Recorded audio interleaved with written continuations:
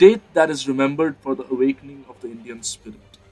The native sepoys of the East Indian Company were facing terrible ill treatment at the hands of the British, but none had the courage to speak up. A little known sepoy at the Barakpur camp finally decided he had enough. Mangal Pandey took up arms and shot down a sergeant major. The first killing of the Indian uprising had taken place, and a divided country was staring at its first hero.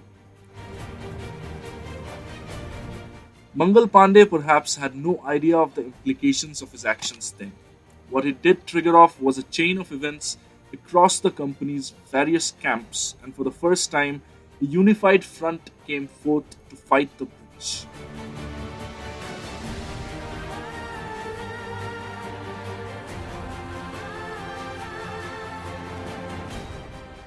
Though the Sepoy Mutiny, as the English always liked to call it, was crushed with an iron hand, for generations to come, the revolt of 1857 became the light of inspiration to take on the mighty British.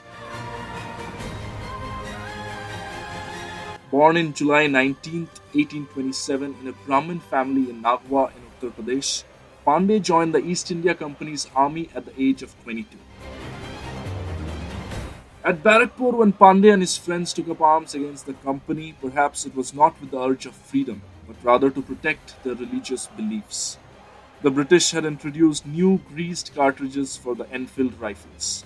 These cartridges were greased with animal fat of cows and pigs, and while loading the rifles, they had to be bitten off. For both the Hindus and Muslims, this was unacceptable. The rest is history. From Barakpur to Agra to Ambala to Meerut and finally to Delhi, the rebellion spread like fire. Bahadur Shah Zafar was put back on the throne.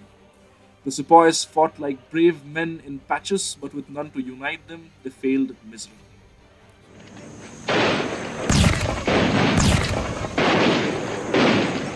Mangal Pandey was hanged in full view of his cantonment at Barakpur on April 8, 1857, aged just 29.